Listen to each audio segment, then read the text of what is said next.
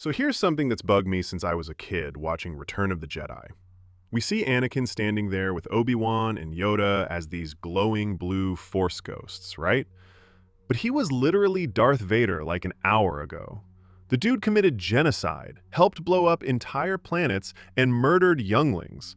Yet somehow he gets to hang out in the afterlife with the good guys? Meanwhile, Palpatine, arguably the most powerful Force user ever, spent decades trying to cheat death and never pulled it off. So what gives? Can the Sith actually become Force ghosts, or is there something else going on here? Let's talk about it. Alright, so the question is, can Sith become Force ghosts?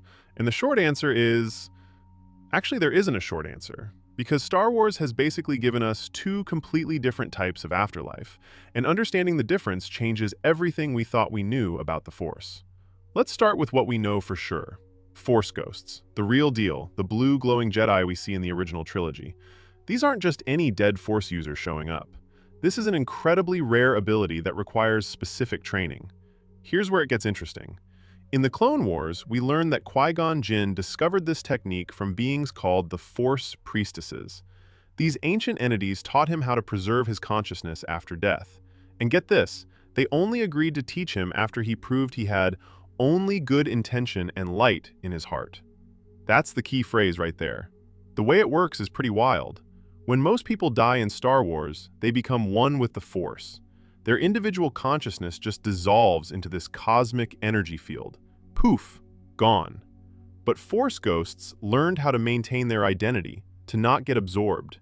They can appear to the living, give advice, even interact with the physical world. Remember Luke catching that lightsaber in Rise of Skywalker? Now here's the thing that George Lucas himself made crystal clear in the Revenge of the Sith novelization, which was written in direct consultation with him. The ability to become a Force ghost requires complete selflessness. You have to let go of your ego, your attachments, your desire to control. You basically have to accept death and trust in the Force completely. And that's exactly what the Sith can't do. Think about what drives someone to become a Sith. It's all about power, control, domination.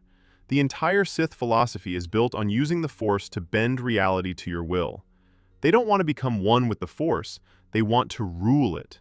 They're literally doing the opposite of what's required to become a Force ghost.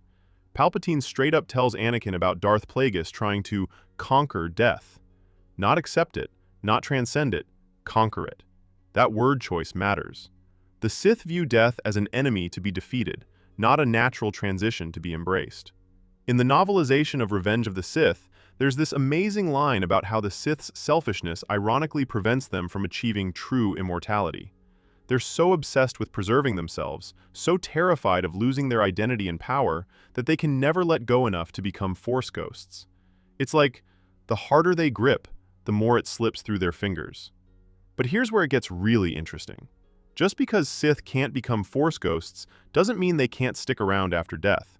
So in the Shadow of the Sith novel, which, by the way, if you haven't read it, stop what you're doing after this video and grab it, Luke Skywalker encounters these 9 Sith spirits on Exegol.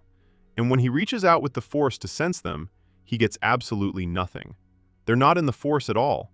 They're described as just empty, like they exist outside of everything.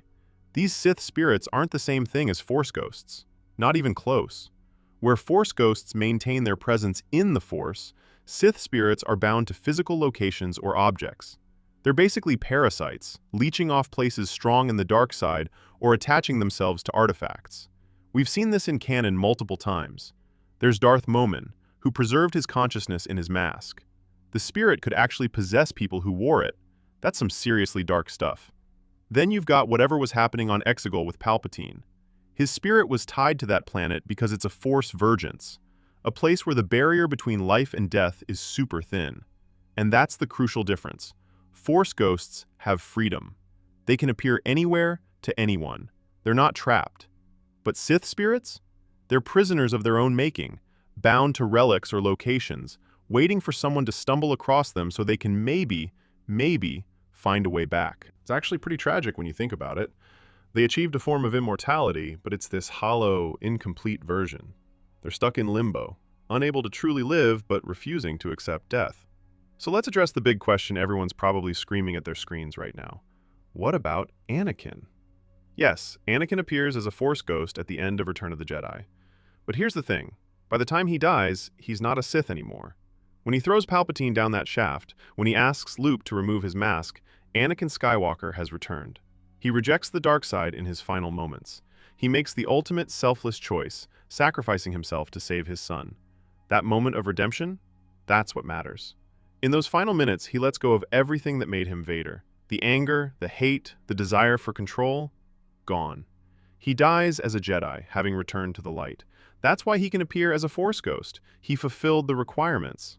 Some people argue this is a plot hole or that Lucas changed the rules. But honestly, it's consistent with what we've been told. The path to becoming a Force ghost requires letting go of the dark side and embracing selflessness. Anakin did exactly that. It was just really, really last minute. Now, Palpatine in Rise of Skywalker is a whole other conversation. And trust me, I have thoughts. But what we see there isn't him becoming a Force ghost. He's using some combination of Sith alchemy, cloning technology, and the dark side energy of Exegol to keep his essence alive in a deteriorating body. He's desperate. He needs Rey to strike him down so his spirit can transfer into her, along with all the Sith who came before. That's not immortality, that's body hopping. It's parasitic possession dressed up as legacy. And ultimately, it fails, because it's fundamentally against the nature of the Force. The Sith spent thousands of years trying to achieve what the Jedi discovered through acceptance and surrender. That's the ultimate irony of the dark side. All that power, all that knowledge, and they still couldn't crack the one secret they wanted most. So, can Sith become Force ghosts? No, they can't. Not as long as they remain Sith. The philosophy, the mindset, the entire approach to the Force, it all prevents them from achieving true spiritual immortality. But they can create these twisted alternatives. Sith spirits bound to objects and places, existing in a state that's not quite life and not quite death. It's a shadow of what Force ghosts achieve. A pale imitation born from selfishness instead of selflessness. And maybe that's the point Lucas was trying to make all along. The Jedi found peace in accepting the natural order. The Sith found only torment in fighting against it. What do you guys think? Drop your theories in the comments. And hey, if you enjoyed this, subscribe because we've got more deep lore coming your way. May the Force be with you.